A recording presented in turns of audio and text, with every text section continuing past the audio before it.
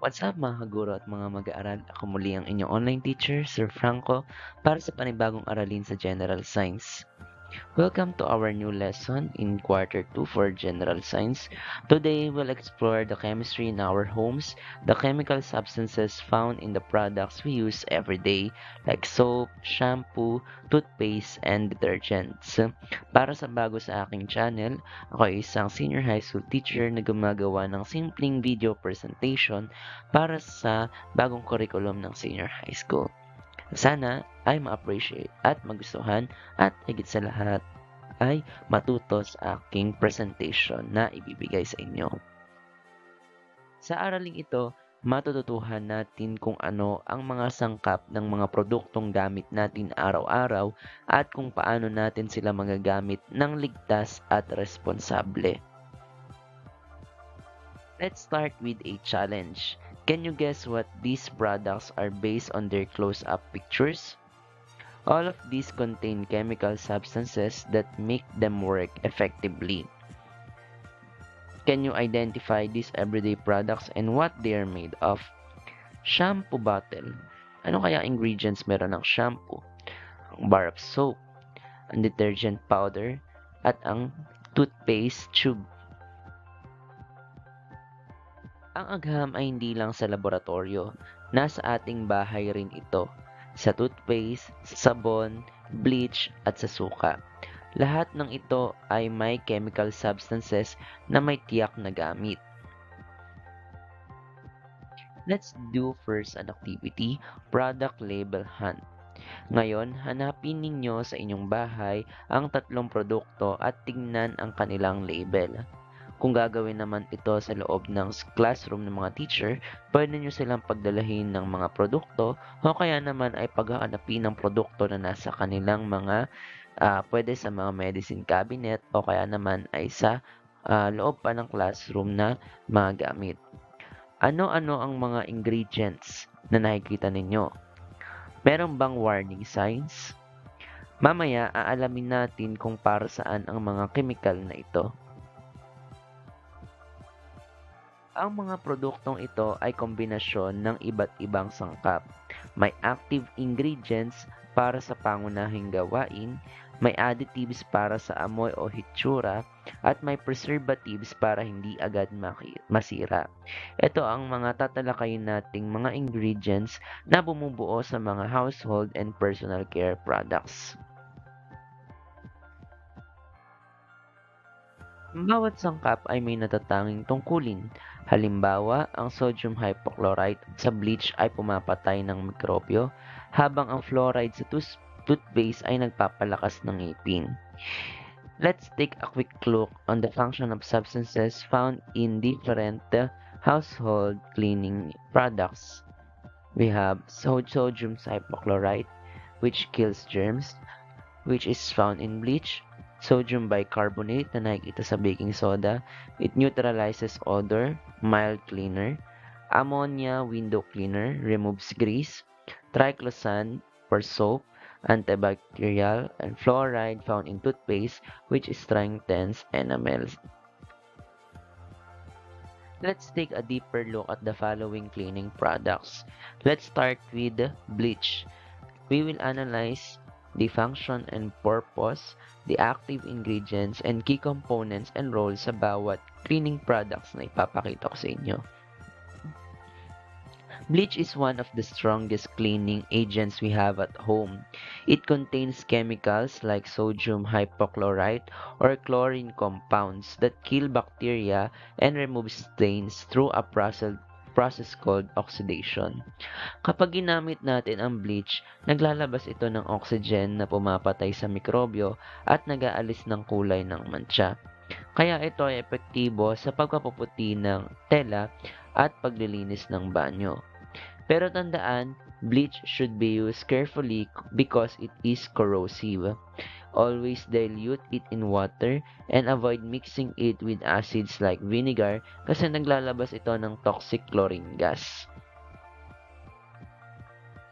Next, we have detergent o sabong panlaba. Detergent is a cleaning agent that we use for washing clothes, dishes, and surfaces. Its main ingredients are surfactants. These help lift grease and dirt from surfaces, and enzymes that break down stains caused by food or sweat. It also contains builders to soften water and make cleaning more effective, plus fragrances and dyes para mas mabango at presentable ang labahan. In short, detergent work by breaking the bond between dirt and fabric fibers so water can wash them away easily. Next, we have baking soda or sodium bicarbonate. It is one of the safest and most versatile household chemicals. It acts as a mild cleaner, odor neutralizer, and leavening agent for baking. Sa paglilinis, gumagana ito bilang gentle abrasive na nag-aalis ng dumi nang hindi nakakasira ng surface. Sa kusina naman, kapag hinalo sa acid tulad ng suka, naglalabas ito ng carbon dioxide gas. Ito ang nagpapabula at nagpapalambot sa mga tinapay. Kaya ito ay useful hindi lang sa pagluluto, ngunit pati sa paglilinis. Next, we have degreasers, which are designed to remove oil and sticky residue from surfaces like kitchen stoves, engines, or metal tools. They contain surfactants and solvents that dissolve grease plus alkaline builders that adjust the pH to improve cleaning. Mayroon din silang corrosion inhibitors to protect metal surfaces. Kapag gumamit tayo ng degreaser, pinapadali nitong tanggalin at sebo at langis. Perfect para sa matitinding dumi na hindi kayang linisin ng ordinaryong sabon. 'Di ba? Parang nagpo-promote lang ng product. And also we have air fresheners which make our surroundings smell pleasant. They usually contain fragrances from essential oils, propellants to smell the scent, and other neutralizers that absorb unwanted smells.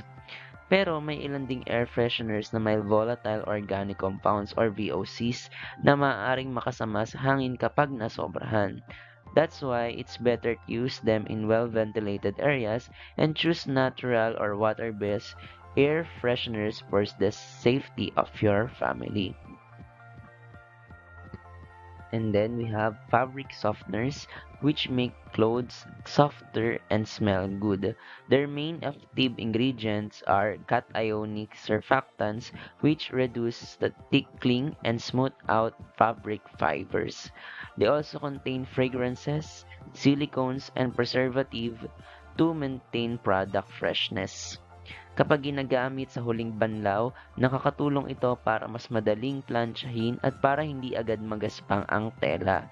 Hindi lang pala siya pampabango. Pero dapat din nating tandaan, ang sobrang paggamit ng fabric softener ay maaaring makaapekto sa absorbency ng tela tulad ng tuwalya.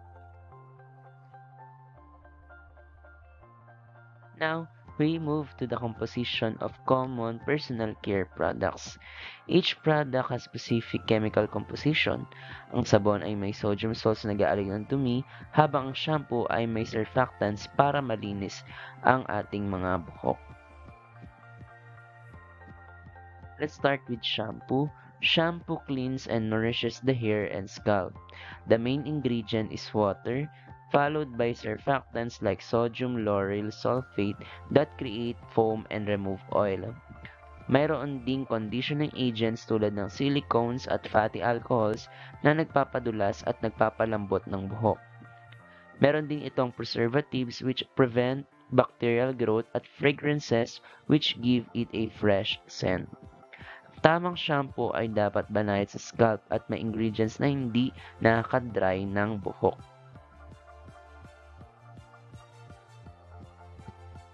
Next, we have soap. Soap is one of the oldest and most essential cleaning products. It's made by combining fatty acids or oils with sodium or potassium hydroxide through a process called saponification. Ito ang dahilan kung bakit nakakatanggal ng dumi at langis ang sabon. May glycerin din ito para mapanatiling moisturized ang balat. At minsan ay may mga essential oils o antibacterial agents tulad ng triclosan. Kaya't habang nililinis ang balat, pinoprotektahan din ito laban sa mikrobyo. Next, we have toothpaste, which keeps our teeth clean and healthy through a mix of ingredients. May abrasives like calcium carbonate na nag-aalis ng plaque, detergents tulad ng sodium lauryl sulfate para bumula, at fluoride compounds tulad ng sodium fluoride o stannous fluoride para palakasin ang enamel ng ngipin. Meron ding flavoring agents at humectants para hindi matuyo. Ang regular na paggamit ng toothpaste ay mahalaga para sa kalinisan ng bibig at pag-iwas sa sakit sa gilagid.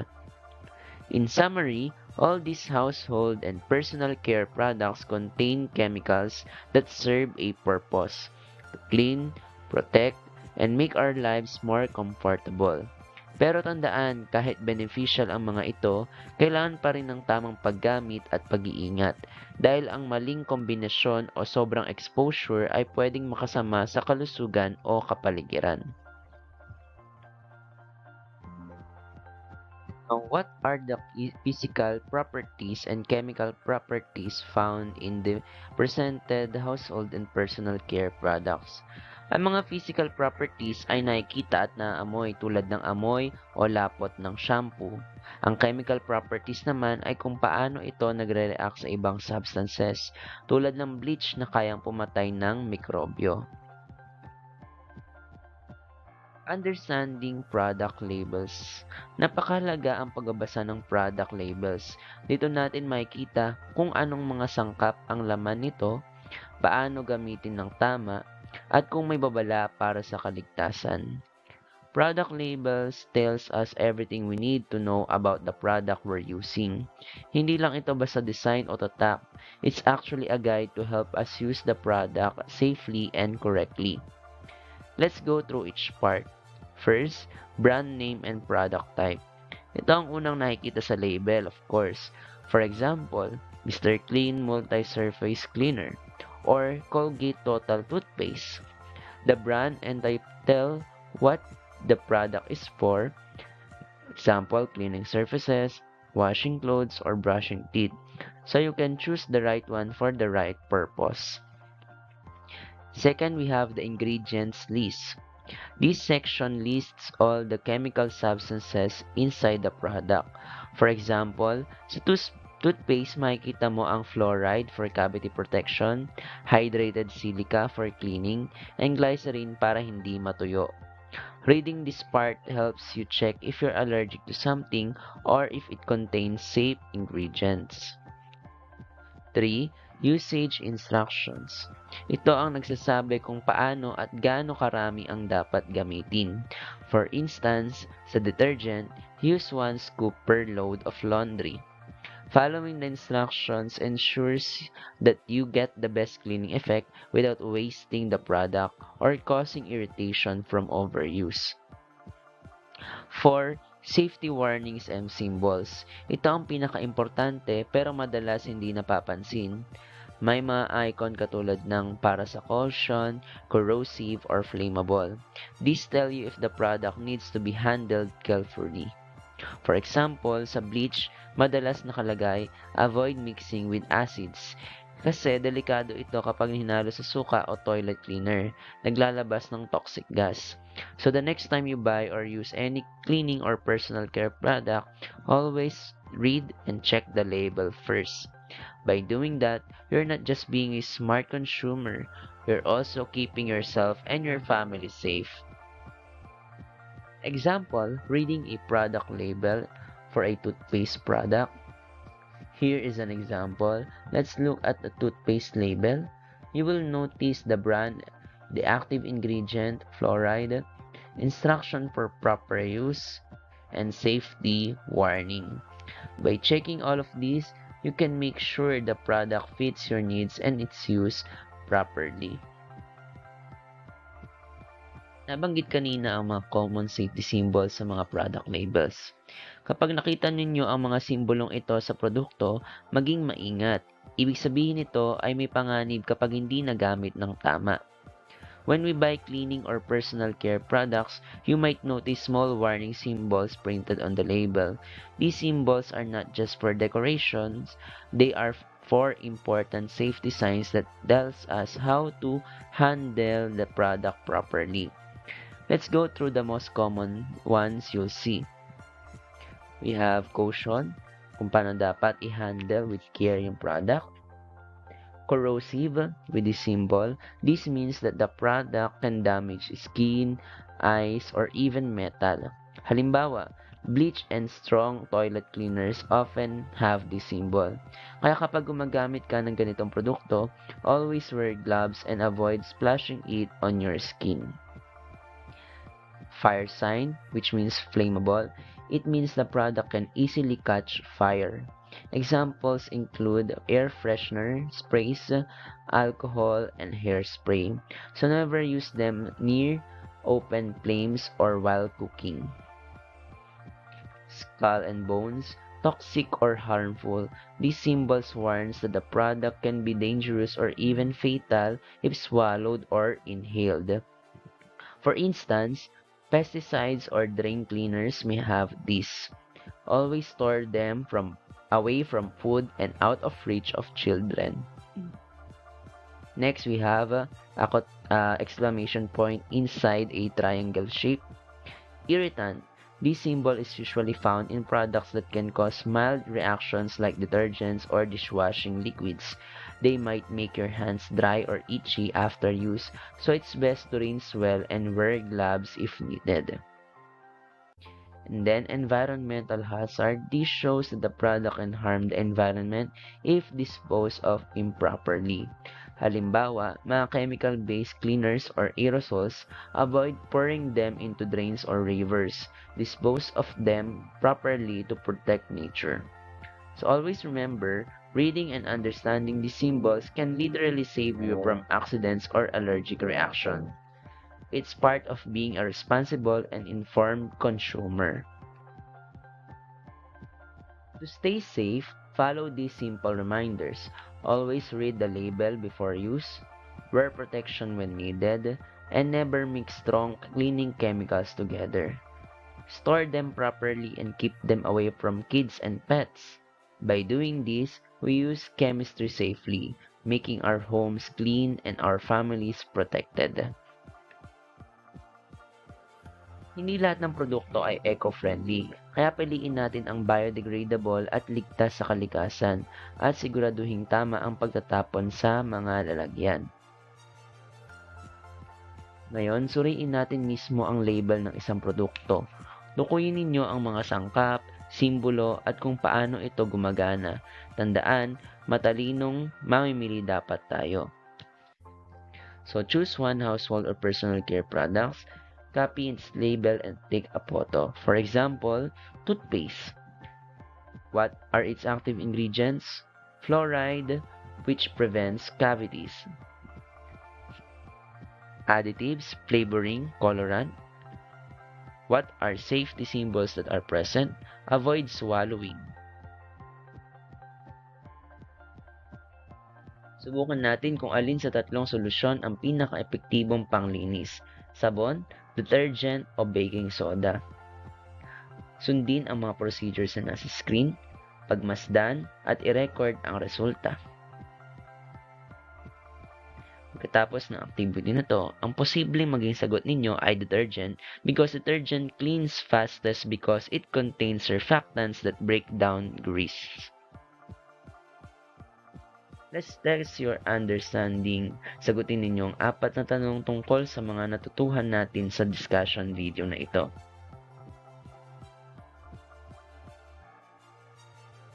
Ngayon, maging matalino mamimili. Pumili ng dalawang magkaibang produkto at alamin kung alin ang mas ligtas, eco-friendly at sulit. For your performance task, gumawa ng creative infographic or video tungkol sa isang produktong ginagamit ninyo sa bahay. Ipakita ang mga sangkap nito at kung paano ito ginagamit ng ligtas. For your reflection, pag-isipan ninyo ito. Paano nakatutulong ang chemistry sa ating pang-araw-araw na buhay at bakit mahalagang alam natin kung ano ang nasa mga produktong ginagamit natin? At diyan nagtatapos ang ating aralin. Tandaan, ang agham ay nasa bawat sulok ng ating tahanan. Maging responsable sa paggamit ng mga produktong kemikal dahil ang chemistry ay para sa kaligtasan at kaginawaan ng lahat. Salamat sa development team ng Lesson Exemplar kung saan ibinasa ang ilang bahagi ng content ng discussion video na ito. Muli, ako ang inyong online teacher, Sir Franco. Salamat sa panonood.